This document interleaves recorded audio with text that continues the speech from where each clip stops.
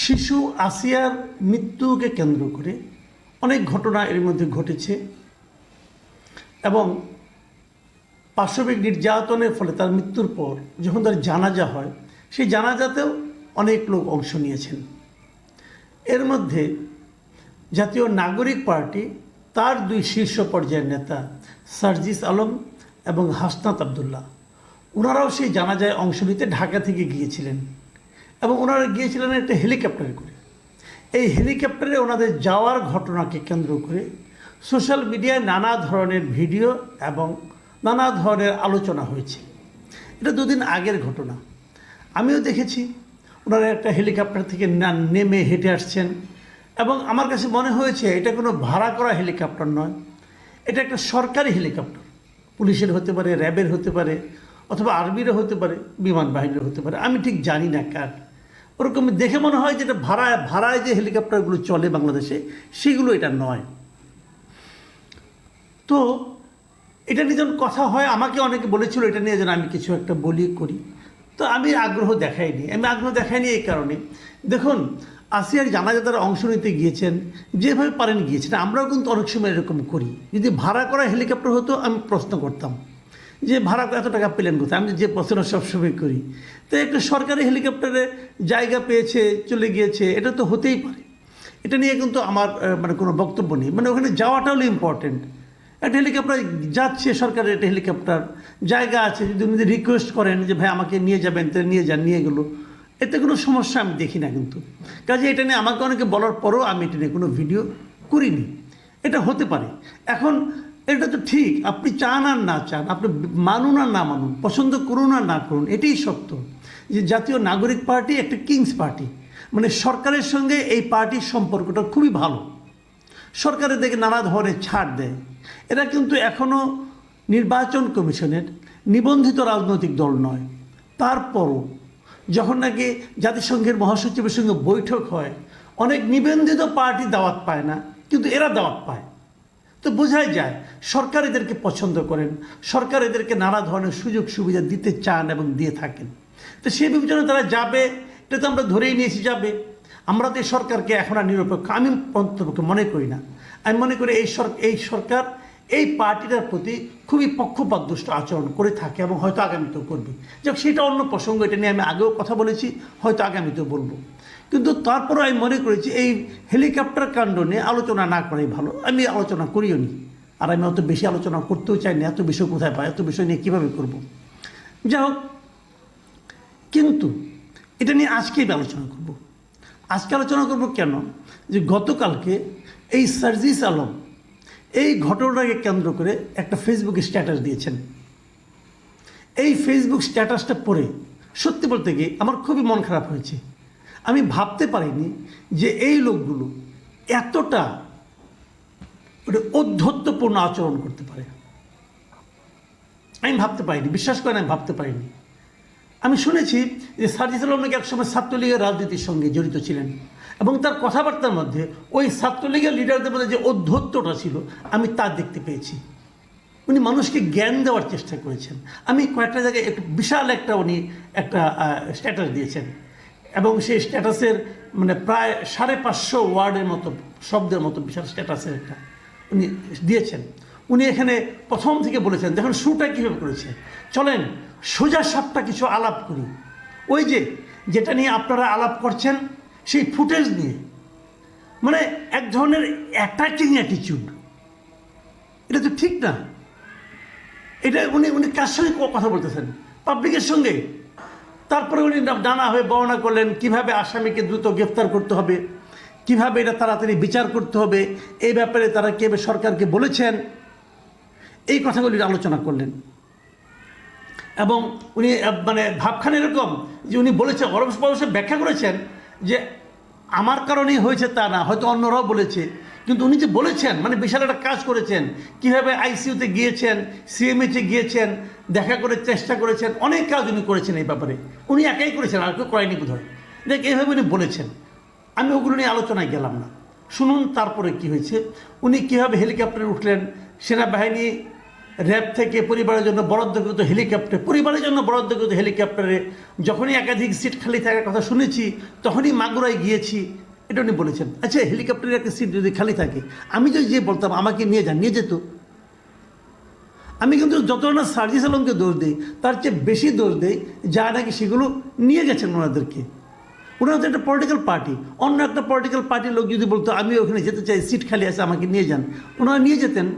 তবে যে অংশটুকু নিয়ে, মানে ওনার স্ট্যাটাসের যে অংশটুকু নিয়ে আমার মূলত আপত্তি, সেগুলো আপনাদের আমি একটু পড়ে শোনাই। উনি লিখেছেন, এই পুরো ঘটনার মধ্যে সর্বশেষ অংশটুকু আমি ফেসবুকে দিয়েছি এবং ফেসবুকে দেওয়া অংশটুকুকে সামগ্রিক মনে করে মিডিয়া এবং কিছু পাবলিক জাজমেন্ট করা শুরু করলো। মানে উনি যে এর আগে আইসিইউতে দৌড়েছেন, সিএমএইচে গিয়েছেন, সরকারের উপদেষ্টাদেরকে বলেছেন যে আইন চেঞ্জ করার জন্য, এগুলো আমরা দেখছি না। আমরা কেবল দেখছি ওই যে উনি হেলিকপ্টার থেকে নামলেন, ওই যে ফুটেজটুকু উনি আপ করেছেন, এটুকু দেখে আমরা নাকি জাজমেন্ট শুরু করেছি। মিডিয়া জাজমেন্ট শুরু করেছে, পাবলিক আমরা জাজমেন্ট শুরু করেছি। তারপরে উনি আরও বলছেন, শুনেন, তার মানে আমরা যতটুকু সোশ্যাল মিডিয়া কিংবা গণমাধ্যমে প্রকাশ করি ততটুকুই হচ্ছে বলে আপনারা মনে করেন এবং সেটাকে পুরো ঘটনা ধরে জাজমেন্ট শুরু করেন। অর্থাৎ আপনারাও আসলে ফুটেজের দিকেই তাকিয়ে থাকেন, আবার যদি কোনো কিছু না দেই তখন মনে করেন কিছুই করা হয়নি। কি অদ্ভুত! তারপর লিখেছেন, দিলে বলেন ফুটেজমুখী আর না দিলে বলেন কিছুই করিনি, কিছুই করেনি। আপনাদের এই ডাবল স্ট্যান্ডার্ড কবে একটা সিঙ্গেল স্ট্যান্ডার্ডে পরিণত হবে? বোঝাই যায় সার্জিস আলম ক্ষেপে গিয়েছেন। উনি ক্ষেপে বলছেন যে আমরা যারা নাকি জাজমেন্ট করছি আমরা একটা ডাবল স্ট্যান্ডার্ডের লোক। ডাবল স্ট্যান্ডার্ড মানে যদি ওনারা ফুটেজ না দেন তাহলে আমরা মনে করি ওনারা কোনো কাজ করেননি, আর যদি ওনারা ফুটেজ আপ করেন তখন আমরা কেবল মনে করি ওনারা কেবল ফুটেজে যতটুকু দেখা যাচ্ছে ততটুকুই করেছেন। এটা হলো আমাদের ডাবল স্ট্যান্ডার্ড। উনি হাহাকার করছেন, আফসোস করছেন যে আমাদের এই ডাবল স্ট্যান্ডার্ড কবে সিঙ্গেল স্ট্যান্ডার্ড হবে। বুঝেন কত বড় নেতা সে, যে ওনাকে আমরা কিভাবে বিচার করছি। আরে ভাই সার্জিস আলম সাহেব, একটা কথা বলি, মিডিয়ার কাজটা কি বলেন তো? বুঝেন, মিডিয়া যখন একটা মিটিংয়ে আপনি মনে করুন 32টা ইস্যু নিয়ে কথা বলছেন, মিডিয়া কোনটাকে দেখাবে? 32টা দেখাবে? তাহলে তো পুরো পত্রিকা আপনি ছাড়া আর কারো কোনো নিউজ আসবে না। মিডিয়া তার পলিসি অনুযায়ী যে জায়গাটুকুর আপনার যে জায়গাটুকু কোট করা প্রয়োজন মনে করবে কেবল ততটুকুই করবে, বাকিটুকু তারা ধরবেই না। এটা সারা দুনিয়ার মিডিয়ার নিয়ম। ধরেন মিডিয়া আলাপ বাদ দেন, আমি আপনার মিটিং শুনতে গেলাম, মিটিং শুনে বাসায় আসলাম, এসে আমার ছেলে আমার মেয়ে অথবা আমার ভাই আমাকে জিজ্ঞাসা করলো যে মহান নেতা সার্জিস আলম সাহেব কী বললেন। আমি কি আপনার পুরোটা ভাষণ ওনাকে নতুন করে শোনাবো?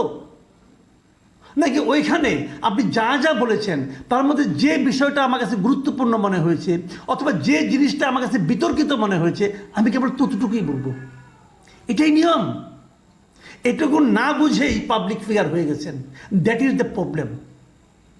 এটাই সমস্যা। সময়ের আগেই পাবলিক ফিগার হয়ে গেছেন। পাবলিক ফিগার হওয়ার জন্য যতটুকু ঘাত প্রতিঘাতের মধ্য দিয়ে যেতে হয় সেটা তো জান নাই, চট করে হয়ে গেছেন এবং মনে করছেন পৃথিবীর সমস্ত লোক আপনার প্ল্যান অনুযায়ী চলবে, আপনার চিন্তা অনুযায়ী চলবে। আবার এই ধীর স্থিরতা নিয়ে, এইটুকু সহ্য ক্ষমতা নিয়ে একটা পার্টিও খুলে বসেছেন, পার্টির নেতাও হয়ে গেছেন, সামনে নির্বাচনে যেতে ক্ষমতাও যেতে চান। সার্জিস আলম, দুনিয়াটা এত সহজ না ভাই। আরেকটু পরিশ্রম করতে হবে, আরেকটু ধৈর্য ধারণ করা শিখতে হবে, আরেকটু পাবলিককে আরও একটু সম্মান করা শিখতে হবে। সম্মানটা করতে ভুলে যাচ্ছেন বারবার। দেখেন আপনি আরও কি লিখেছেন। তিনি লিখেছেন ওই আপনারা একটা আগে পৌঁছার আগে ওখানে একটা রুমে বসেছিলেন, ওখানে বসে মোবাইল টিপেছেন, এটা নাকি কে ছবি তুলেছে, এটা দেখেও আপনার আপত্তি। আপনি বলেছেন ওই সময় কেউ ছবি তুললো এবং কালের কণ্ঠ একাধিকবারের মতো এবারও অপেশাদারিত্বের পরিচয় দিয়ে তাদের অনলাইন পোস্টে সেটা প্রকাশ করলো। কালের কণ্ঠ যেটা প্রকাশ করেছে সেটা তো অপেশাদারিত্ব। এটা বিচার করার আপনি কে ভাই? আপনি কে?